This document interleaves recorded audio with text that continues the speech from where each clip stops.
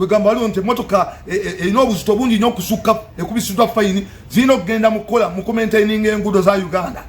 Kati buli omu ayogera ku nguudo nfu naye nga gavumenti ebba ssente z'Abannayuganda, kubanga ezo ssente z'Abannayuganda zaayawulibwa era akawaayiro mu act eyo akawaayiro 21 akatundu akokusatu kagamba nti ensente zino tezikozesebwa kirala kyonna mu ggwanga okujjako enguudo kumaintaining enguudo. Tuze tulabanga buli omubaka akawa na nguudo, buli mubaka agamba nti enguudo nfu nnyo.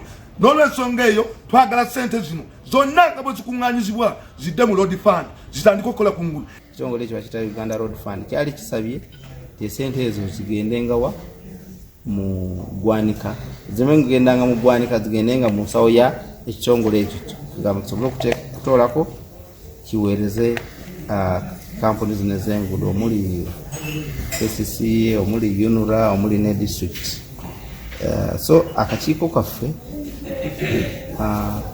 kasabye bongere kuwaakiri bilioni 4.87 tusobole okukola enguudo, basobole okusasula n'abo abamu abaddaabiriza enguudo abatana bakusasulibwa. Yes.